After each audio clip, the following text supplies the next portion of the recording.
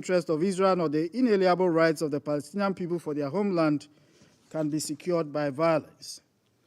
For Ghana, and as often repeated, we hold the view that a deepened commitment to a negotiated two-state solution on the basis of the 1967 borders offers the best prospects for peace and stability in the Middle East.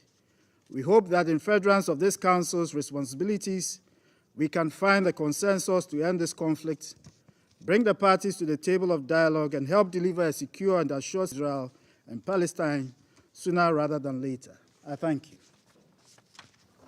I thank the permanent representative of Ghana.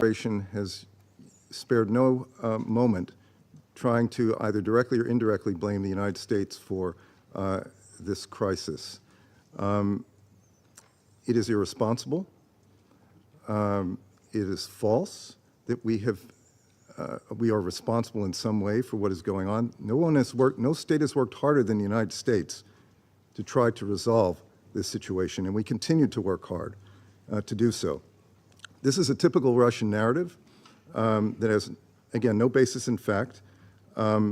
Russia, frankly, has no credibility. Its prevarication knows no bounds.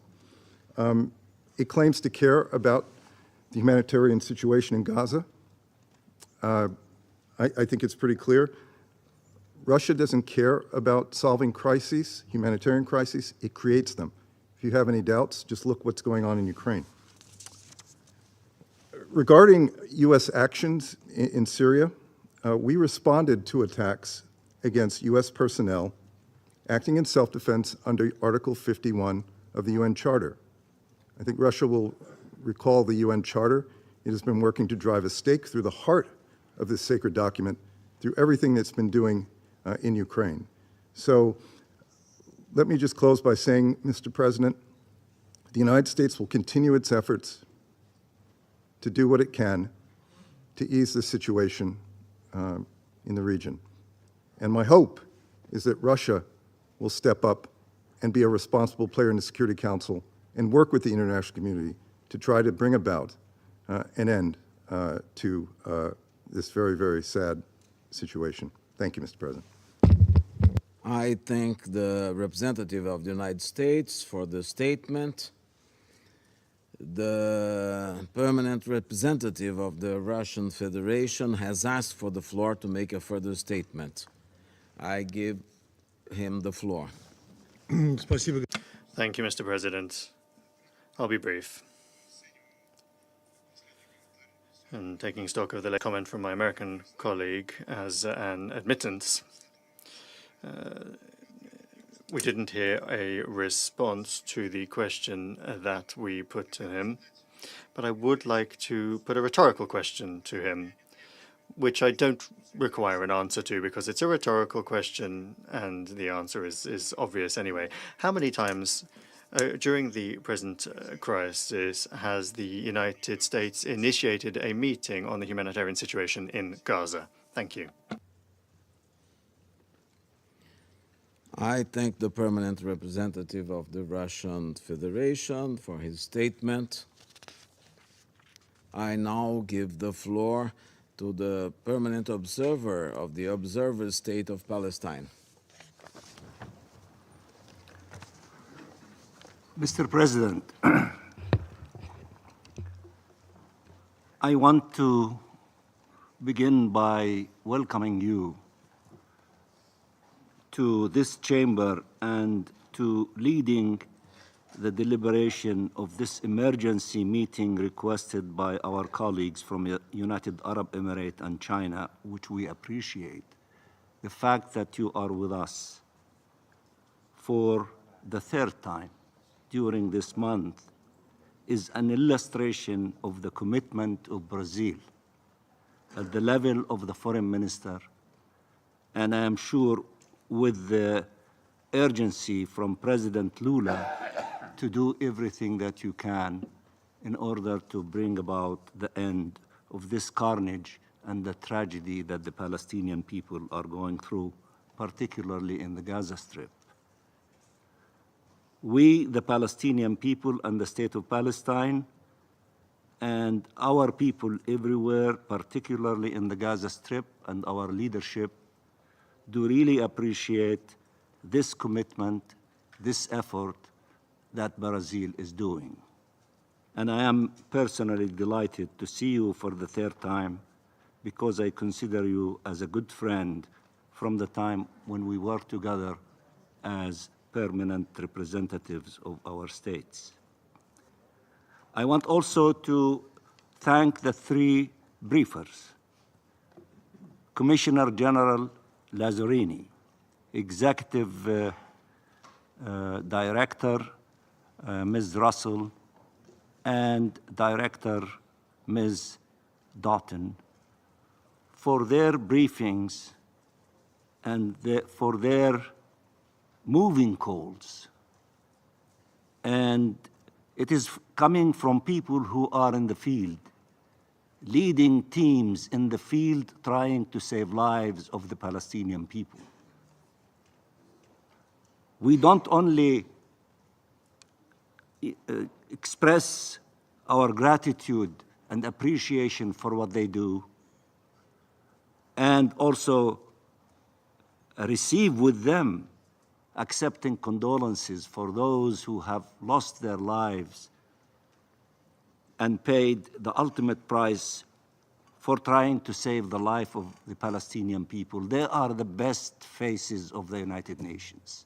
They are the best among us, led by a hero by the name of Guterres, who stood outside the Rafah crossing and made his brave humanitarian call: have a peaceful ceasefire, allow humanitarian convoys to reach everywhere in the Gaza Strip to save lives, to put an end to this war, and to save hospitals, to save every institution that is providing life for our people. Those are the best faces of the United Nations. And if they are in fact the best faces, which we truly believe, and we express our gratitude to them, I believe we have to listen to everything that they have said, and to listen to their important call and requests: humanitarian ceasefire and humanitarian convoys up to scale, as the Secretary General requested, of a minimum of 100 truckloads every day. If we genuinely respect their calls and what they are doing, let us not only listen closely to them, but to implement their request. And with that spirit, allow me, Mr. President, to deliver my statement. Mr. President, Dag Hammarskjöld said, and I quote, "The United Nations was not created in order to bring us to heaven, but to save us from hell." End of quotation. Gaza is now hell on earth. You've heard that not from me, you've heard it from Lazzarini and many others. Gaza is now hell on earth. Saving humanity from hell today means for the United Nations to save Palestinians in Gaza. The 2.3 million Palestinians living there are enduring suffering that no human beings should endure. They are besieged and bombed with nowhere safe to go. Again, you heard Lazzarini. He said there is no safe place in the Gaza Strip. Half the homes in Gaza have been destroyed or damaged. Gaza population is comprised of 70% of refugees. Over 1.4 million Palestinians have been forcibly displaced from their homes. Again, Mr. Lazzarini. Now, virtually all of our people in Gaza are homeless, displaced, moving from one family home to another, from a hospital to a church, from a mosque to an UNRWA school, sleeping in their cars, sleeping in the streets, and still being killed wherever they go, to convince them they will not be safe anywhere in Gaza. A leaked document prepared by the Israeli intelligence ministry, confirms that, in fact, relocating Palestinians from Gaza to tent cities in Sinai is not a threat we imagined, but a reality Israel is trying to impose. They want to depopulate the Gaza Strip completely from the entire population and throw them in the lap of Egypt in the Sinai Desert. Over 8,000 Palestinians have been killed, including over 3,000 in the south of Gaza, where Israel has forcibly transferred hundreds of thousands of people. These staggering figures keep rising with every minute that action is delayed to stop the onslaught against our people. One figure more than any other explains the magnitude of this man-made tragedy. 3,500 Palestinian children have been killed by Israel in just 3 weeks, more than the annual number of children killed across the world's conflict zones since 2019, according to Save the Children, as my sister, the minister from United Arab Emirates, Her Excellency Lana, has alluded to. Let me repeat, 3,500 Palestinian children have been killed by Israel in just 3 weeks, more than the annual number of children killed across the world's conflict zones combined since 2019. Every 5 minutes, a Palestinian child is killed. How many more days will you wait to say enough?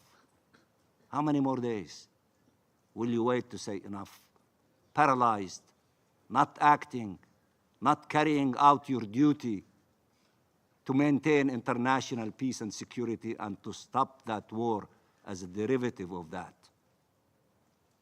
To recognize this is a war against our children.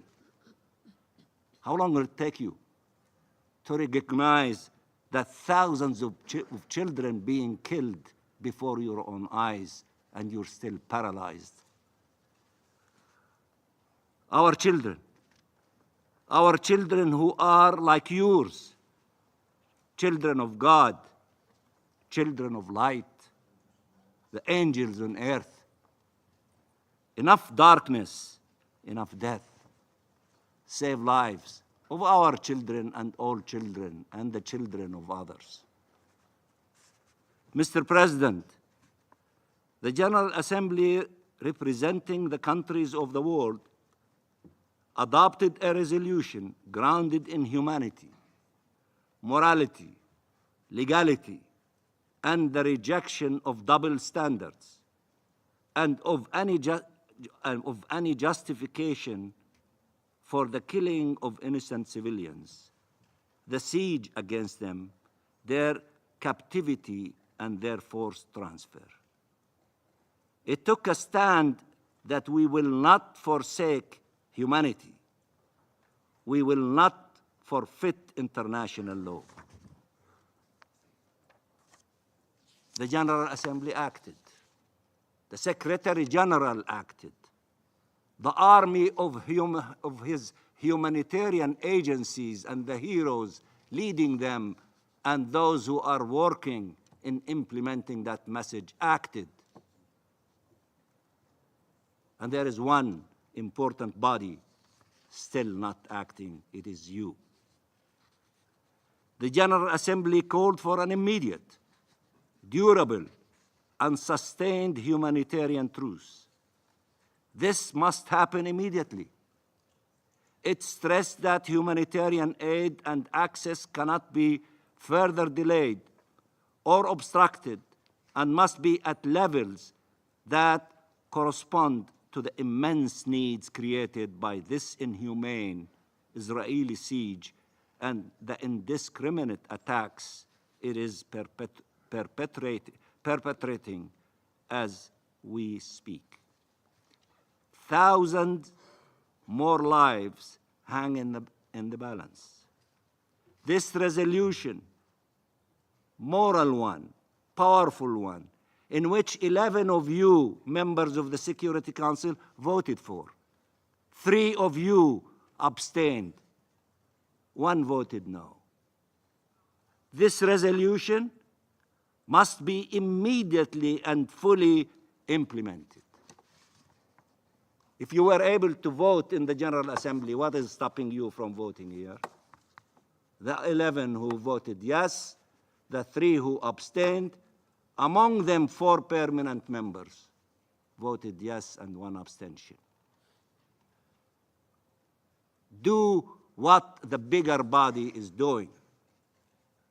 Rise up to your responsibility and what you should do instead of dragging the paralysis, I don't know for how long, while thousands of Palestinian innocent civilians, including children, being slaughtered. The Security Council must take example of the General Assembly and its wisdom and uphold its responsibilities to put an end to this bloodshed, which constitute an affront to humanity, war crimes, and crimes against humanity, and a clear and imminent danger for regional and international peace and security. I want to thank the Arab group, led by my brother, Ambassador Mahmoud of Jordan, who has demonstrated an outstanding leadership in leading our group during this very difficult month. And we salute him, and the Hashemite Kingdom of Jordan and its foreign minister who was with us participating in what we've accomplished together with all of you, with many of you in the General Assembly. And the OIC member states for their relentless mobilization. The countries of the Global South for their support, as well as all the countries which engaged constructively and responsibly to allow us to adopt a substantive humanitarian resolution with overwhelming support from across the globe. 121 countries versus 14. Given that 11 members of this council have voted in favor of the resolution, that 3 abstained and 1 voted against, it is clear that the text enjoys broad support and must serve as basis for a clear and unequivocal position of the Council at this critical juncture. Mr. President, 2.3 million Palestinians in Gaza face death every day and every night. Save them. Save them. Look at them as human beings.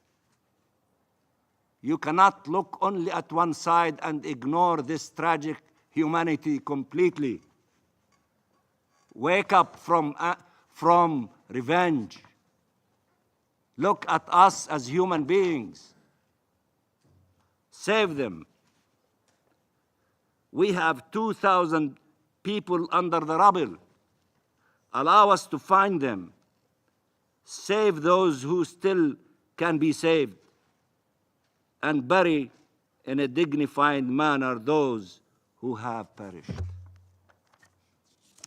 Allow the 20,000 wounded to be properly treated. Allow doctors to fix broken bodies, and God to heal wounded souls. Allow humanitarian workers, the brave ones, the heroes, to perform their life-saving duties, even as they mourn their colleagues. 64 alone among UNRWA as staff killed in Israeli attacks. Allow them to conduct their sacred mission in safety and not under the bombs. Allow hospitals to resume their work to save lives and not be transformed into morgues. Allow members of the same families who have survived to embrace each other and to mourn their loved ones who did not. Allow us to pay the tribularies wiped off the face of this earth and whose names join the long list of bereaved families etched in our collective memory. Allow people who will have homes standing to go home, and allow millions of people to start thinking once more about how to rebuild their lives despite the depths of the death, devastation, and destruction they endured, despite the indelible traumas. Treat us as human beings with the respect we deserve. We are not subhuman beings. We are not from another planet. We are exactly like each and every one of you. We are humans, human beings. Treat us in this manner with respect we deserve. Show respect for our inherent dignity, not in words, but in deeds, in action, in doing something to stop this crime against our people and our children and our women and our wounded and our sick. No one should justify our killing or find reasons to give more time to the killer. Call for an end of this assault on an entire nation. Stop the killings in the West Bank by settlers and occupation forces and the forced displacement underway there. Palestinians, as human beings, have rights that must be upheld, and they are entitled to protection, and we are entitled to be defended. Many of you talk about one narrative, about one state to defend itself. When our children are being killed, do we have the right to defend them? Do we have the right to defend our families? Do we have the right to defend our schools? Do we have the right to defend our mosques? Do we have the right to defend our churches? Do we have the right to defend our homes and our soil and our nation? Do we have rights? Or rights only the monopoly of one side?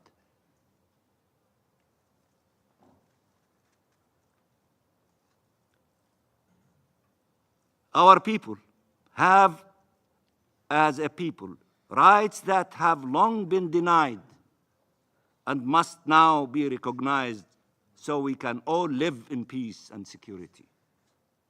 No assault or war will ever end this conflict or resolve this injustice.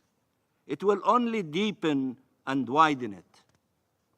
We have said time and time again, there is no military solution to this conflict. We are yet to demonstrate there is a peaceful one. And I listen to you all the time. And you tell me about the two-state solution. And you repeat it. And you repeat it. And you repeat it.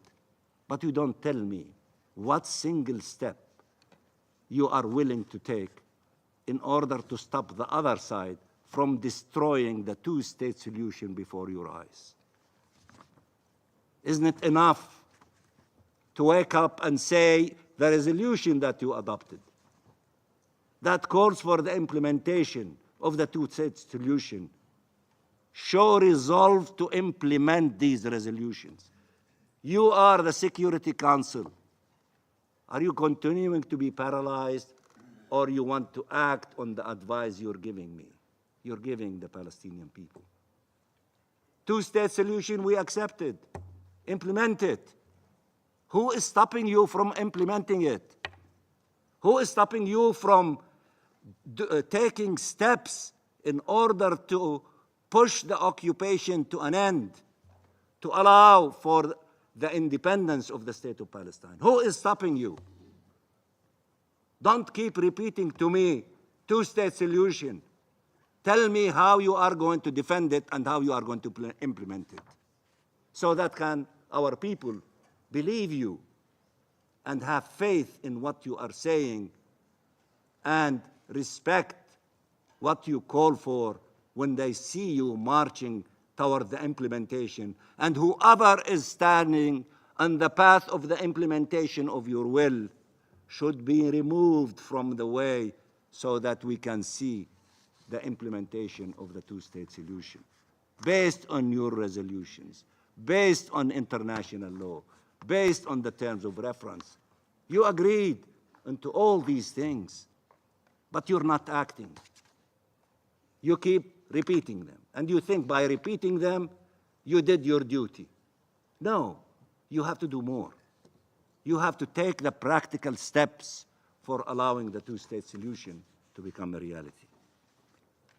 We have said time and time again, I repeat, there is no military solution to this conflict. We are yet to demonstrate there is a peaceful one. Prove us wrong.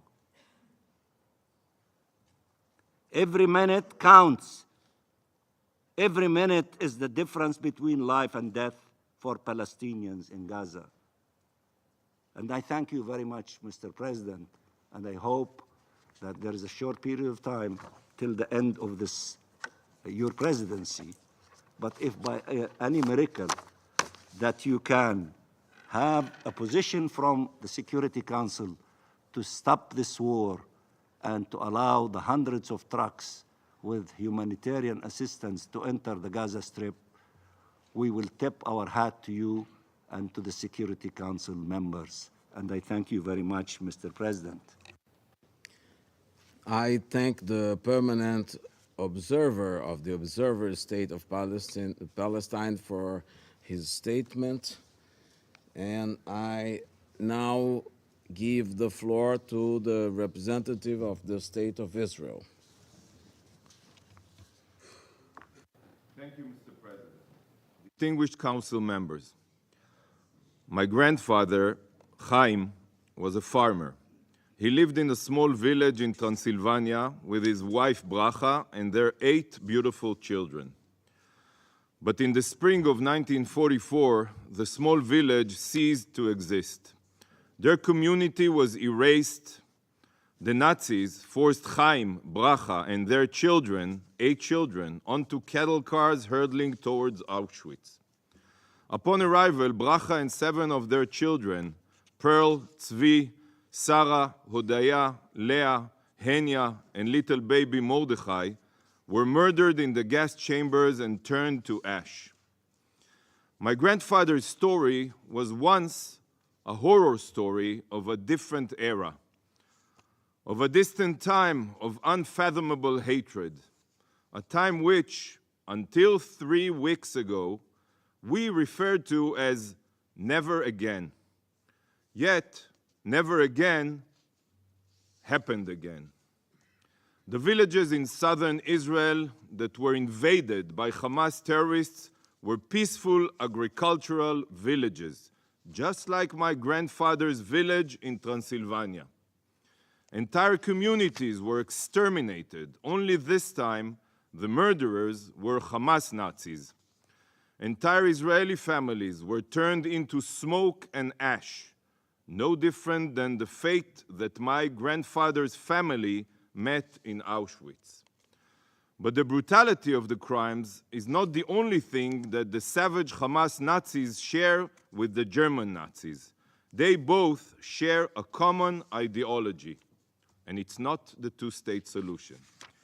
The Einsatzgruppen Nazi death squads were committed to exterminating the Jews. Just as the Nukhba, Hamas terrorists are committed to exterminating the Jews and Israel. The Nazis sought a Judenrein, Jew-free Europe, just as Hamas seeks a Judenrein Israel. Hamas are modern-day Nazis, from their appalling, inhumane violence to identical genocidal ideologies. Hamas is not seeking a solution to the conflict. They are not interested in dialogue. The only solution Hamas is interested in is the final solution, the annihilation of the Jewish people. And may I remind my colleague, they are the rulers of Gaza, not you. Yet Ismail Haniyeh, the leader of Hamas, is no Adolf Hitler. He is not the Führer. He is not the leader of this genocidal death cult hell-bent on world domination. That role, dear colleagues, and you know it very well, is held by the supreme leader of Iran, the bloodthirsty Ayatollah Khamenei. Hitler's Third Reich was envisioned to be a 1,000-year empire stretching across continents, just as Khamenei envisions his radical Shiite hegemony to stretch across the region and beyond. The Ayatollah regime is the modern Nazi regime, and their death squads includes Hamas, Palestinian Islamic Jihad, Hezbollah, the Houthis, the Revolutionary Guard, and other savage jihadists. Instead of shouting, Sieg Heil, these radical Nazi Islamists scream, death to Israel, death to America, death to England. You could see it on the Khamenei's Twitter account. Just like the Nazi regime, the Ayatollah regime sows death and destruction everywhere it touches. Just as the French under the Vichy or the Italian under Mussolini, the residents of Gaza, Lebanon, Yemen, and Syria are enduring indescribable bloodshed and terror at the hands of Iran's jihadist Nazi forces.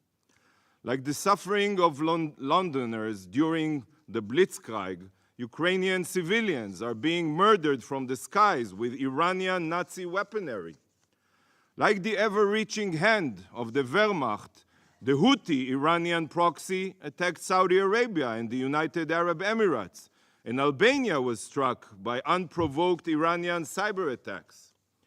The Islamic Nazi regime of Iran is responsible for aiding terrorists around the globe and working towards destroying every value our civilized world holds dear. Today, the world is watching the rise of a Shia Islamist Reich. Yet, just like the rise of Nazism, the world is silent. Deafeningly silent. Even if you continue calling this meeting the situation in the Middle East and the Palestinian question for the rest of time, it will not make it any truer. This meeting is only about the situation in the Middle East and the Iranian threat. This has nothing to do with the Palestinians. 3 weeks ago, humanity witnessed Iran's Hamas death squads in action. Like Babi Yar, they exterminated Jews in the hundreds like they were insects. Hamas Nazis deliberately sliced open the pregnant belly of a woman, removed her fetus, and stabbed it before its mother's eyes while she was still alive. But even so, the Security Council still has not condemned Hamas for the intentional murder of Israeli civilians. Unbelievable. Over 250,000 innocent Israeli civilians have been displaced since the war began.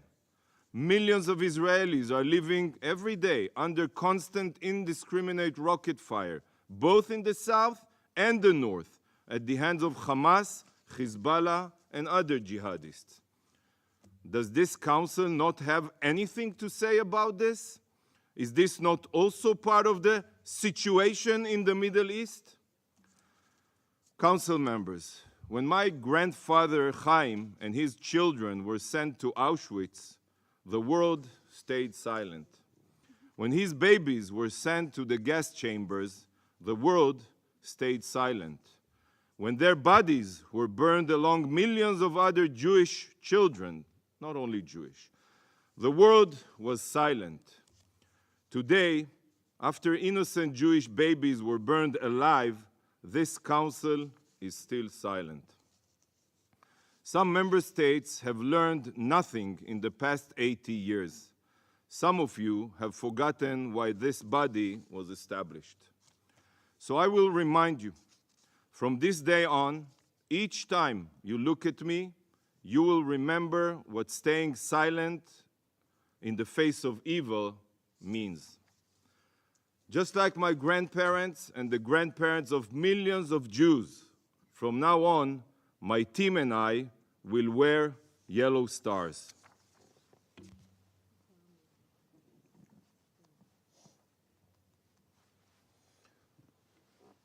We will wear this star until you condemn the atrocities of Hamas and demand the immediate release of our hostages. We walk with a yellow star as a symbol of pride, a reminder that we swore to fight back, to defend ourselves. Never again is now. Council members, in the face of the UN's silence, our enemies have become emboldened. They have seen the UN General Assembly applauding efforts to prevent the Jews from defending ourselves. They heard the Secretary General portray understanding for the Nazi slaughter. And this is precisely why we have seen the most staggering rise in Jew hatred since the Nuremberg laws and their aftermath. The anti-Semites have been empowered. They now know that slaughtering Jews in their beds is met with silence. They have been so galvanized by these organizations in action that they cannot wait to butcher Jews themselves. Calls for gassing the Jews are heard in Sydney. Chants for a Judenrein Palestine from the river to the sea can be heard from California to New York. Islamist battle cries against Jews are being screamed in London, Brussels, and Paris. An airport in Dagestan, Russia, was flooded yesterday by Islamist terror supporters who search for Jews to lynch. This is precisely where the world stood as the Nazis began their rampage. Precisely the same moment. And then, too, the world was silent. Understand where we are right now. Comprehend the weight of this moment. Internalize that the world stands at a crossroad just as it did in the 1930s.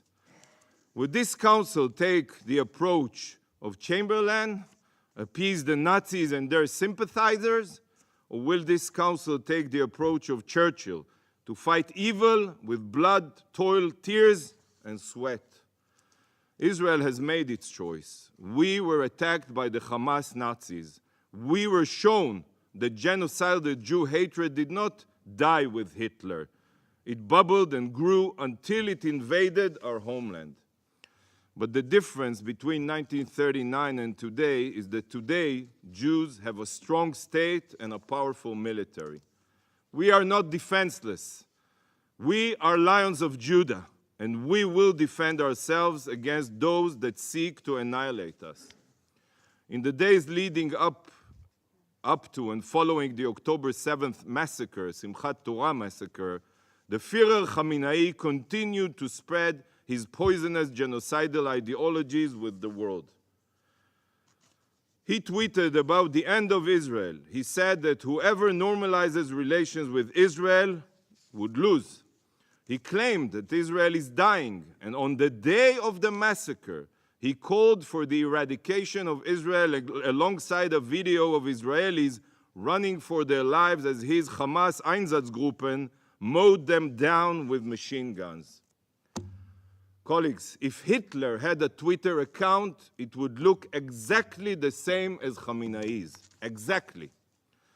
Shockingly, despite the blatant genocidal Nazism of the Islamic Reich of Iran, the Secretary General and UN officials, who are being applauded here, are still meeting with Iranian officials without saying one word of condemnation for their support of genocide. What a disgrace. The Secretary General rolled out the red carpet for the Iranian Nazi foreign minister here in this very building last week, smiling and shaking his blood-soaked hand. Secretary Guterres, aside from empty words paid as lip service for media purposes, has not publicly demanded even once that ISIS-Hamas terrorists allow the Red Cross to, at the very least, verify some sign of life of the hostages, to condition that without such a step, Hamas will be held accountable for the humanitarian situation in Gaza. How can this be? Why are the humanitarian needs of Gazans the sole issue? The sole issue you are all focused on.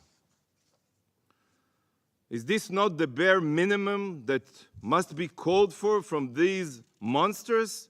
Where is this council's voice as a council? Hamas Nazis have spent the past 16 years ruling Gaza. 16 years abusing Palestinians and butchering anyone who opposes them. When Hamas took power in Gaza in 2007, you all know it very well, they murdered hundreds of Palestinians with their own hands. They threw them off rooftops. They used Palestinians as human shields, building terror bases under hospitals and missile launchers next to schools. What do you expect us to do? They hoard medical supplies, food, and fuel for themselves when these resources could benefit their people. I assume Lazzarini forgot to tell you about it. They also deleted the tweet that was telling you about it. Their leaders live in luxury in Doha and Istanbul. They don't even live in the Gaza Strip, their leaders, as their people live in